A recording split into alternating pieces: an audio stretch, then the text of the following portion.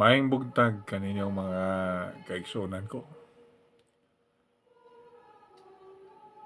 Dili na nako dugayon kini mga paglitok sa mga butang karong panahon na nangitabo sa atong kaimtan sa tibuok kalibutan. Dili ingon na ako nagpakarong ingnon, nagpakabana ako sa sitwasyon karon na pait gyud ang atong nipadunggan karon, labi na nahitabo sa gira. Dili ni man tawag tag binuang panintanan. Dili ta matawag na karon ra ni kutob, matakay baw ug anus ani ni mahuman o wa man ni kaumanan. Ako lang giawhag ang tanan kaninyo mga kaigsunan ko, labi na ka akong mga pamilya. Akong yangyo ang pagampo na bugat ug way kahumanan na pagampo, labi na sa pagrosaryo. Kay kitang tanan aniya nagigid kita sa sitwasyon na hukman na ang tanan ug unsay naa ani sa atong kaimtas kalibutan. Kay gawas niya na nahibawan naman gyud ta na ang tao wala na musubay sa maayong mga binuhatan. Ug usa sad nakita naman nato kung unsay mga batasan sa atong mga bagong tubo karon.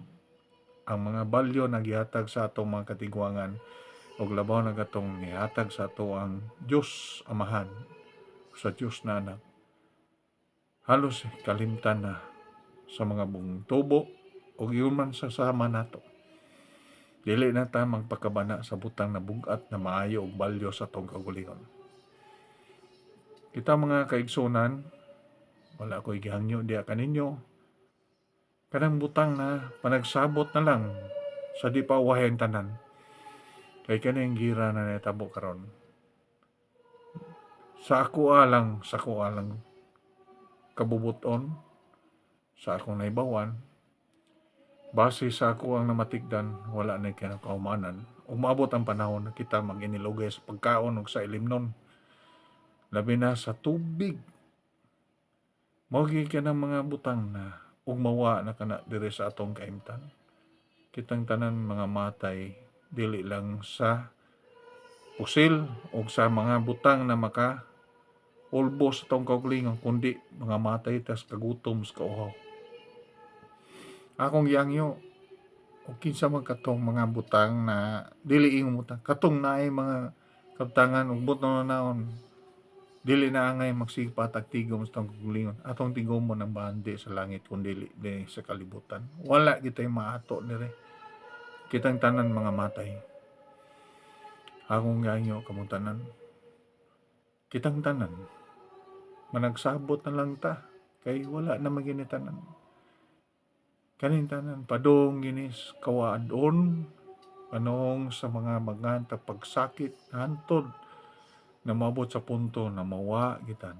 Kitang tanan manag-unay na lang tag pinatyanay sa usag-usa tungos kagutom sa kauhaw. Kay kaning mga nahitabo karong panahon na dili na tiyo-tiyaw. Naisulat ang tanan ngadto sa kasulatan ni San Juan. Na niabot ang higayon na mao na gid kini. Hinaot lang ta makasabot ang atong mga pareha sa ato na naganta, nagsubay sa unsay kinabuhis Ginoo ug katong mga tawo na unta na wa kasabot, hinaot makasabot unta mo unsa kapait ang kaimtan karon. Ang pagkaon importante, ang tubig importante. O ginaot lang ta. Magtinabangay na lang ta kaysa mag-unayay tag daotay. Kaya wa gitay padunggan kundi ang kasakit ug ang pag-antos na way kaumanan diri sa kalibutan, pero dili ingon na way kaumanan. Nay kaumanan sa kalibutan, pero sa ikaduhang kalibutan manag-antos ta sa atong mga binuhatan na dili mapasaylo kung dili ta mismo mag-usab sa mga kagulingon diri. Kung naako'y kasaypanan sa akong paglitok ninyo karon mga kaigsunan ko, budawat ko ng butanga kaysa akong kaugalingon, parehar sab ko ninyo makasasa. O ginaot na makasabot, unta mo. Kay lisod, magsige ta ingon ani, na wa tay padulngan sa tanan natong binuhatan. na mangahan magsigig pasakit sa usag-usa.